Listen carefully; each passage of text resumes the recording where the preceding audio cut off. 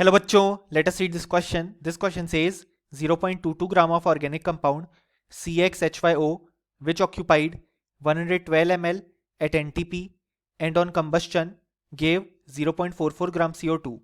The ratio of X to Y in the compound is. और हमारे options हैं option A 1:1, option B 1:2, option C 1:3, option D 1:4.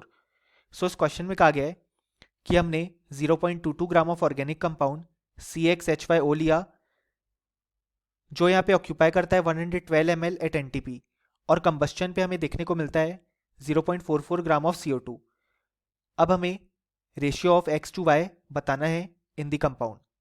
So इस question को solve करने के लिए जो की कॉन्सेप्ट रिक्वायर्ड है वो है concept of combustion of organic compounds. अब यहाँ पे हमारे पास जो ऑर्गेनिक कंपाउंड गिवन है वो है CXHYO एंड ऑक्सीजन की प्रेजेंस में इसका कंबस्शन होगा तो हमें फॉर्मेशन देखने को मिलेगा CO2 और H2O का.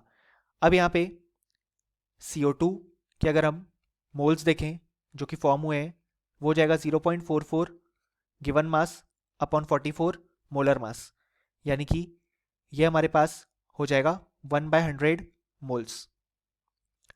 अगर हम बात करें ऑर्गेनिक कंपाउंड की जो कि है CXHYO, अब यहाँ पे 112 ml एट NTP इसने ऑक्यूपाई किया है.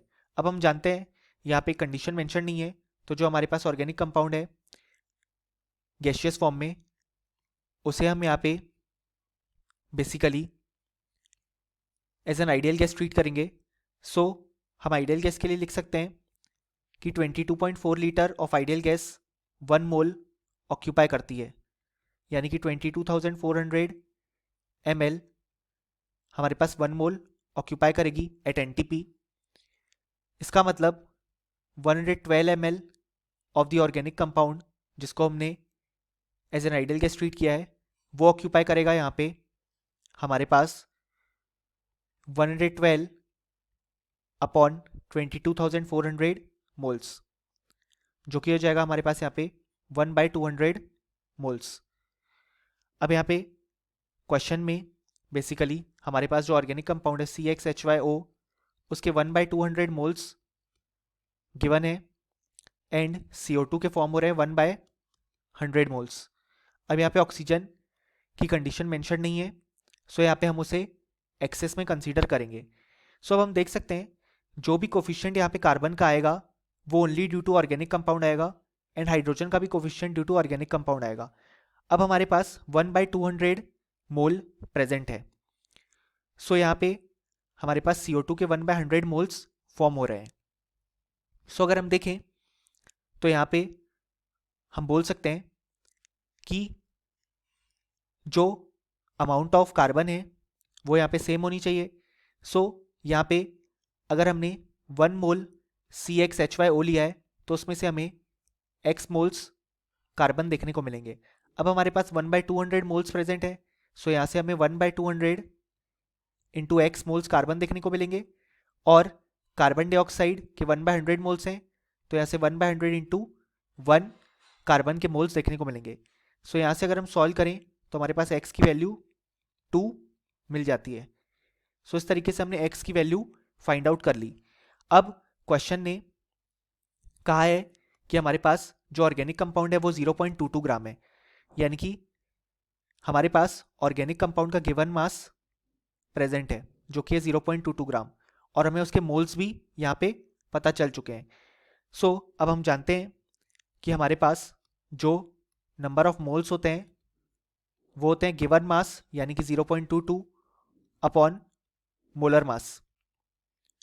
सो यहाँ पे नंबर ऑफ मोल्स हमने फाइंड आउट किए थे ऑर्गेनिक कंपाउंड के 1/200. सो ये हो जाएगा 0.22 ग्राम अपॉन मोलर मास, यानी कि जो मोलर मास है वो हमारे पास यहाँ पे आ जाएगा 0.22 इंटू 200, यानी कि बेसिकली ये हो जाएगा हमारे पास 44 ग्राम.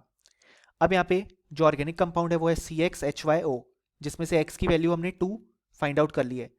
सो अगर हम इस कंपाउंड का मोलर मास लिखें तो वो हो जाएगा 2 कार्बन के लिए 24 प्लस Y इंटू हाइड्रोजन और हाइड्रोजन का मोलर मास होता है 1 प्लस ऑक्सीजन का मोलर मास हो जाएगा 16। ये होना चाहिए टोटल इस मोलर मास यानी कि 44 ग्राम के बराबर। अब यहाँ पे अगर हम सॉल्व करें तो हम लिख सकते हैं y plus 40 is equal to 44 gram, यानी कि y की वैल्यू आ गई हमारे पास 4। अब हमें x और y दोनों पता चल चुके हैं और क्वेश्चन ने हमसे ratio of x to y पूछा है। सो हमने देखा x की वैल्यू हमारे पास यहाँ पे आई 2 एंड y की वैल्यू आई 4। सो x की वैल्यू है 2 और y की वैल्यू है 4। सो अगर हम इन दोनों का रेशियो लें x इज टू वाई तो हो जाएगा 2 इज टू 4 यानी कि 1 इज टू 2। सो अगर हम हमारे ऑप्शन चेक करें तो जो करेक्ट ऑप्शन होगा वो होगा ऑप्शन बी 1 इज टू 2 और option A C and D incorrect हो जाएंगे क्योंकि हमारे फाइनल रिजल्ट से मैच नहीं करते। सो फाइनली हमें बोल सकते हैं कि इस क्वेश्चन के लिए हमारे पास जो करेक्ट आंसर आया वो आया option B. Hope you understood it well, best of luck.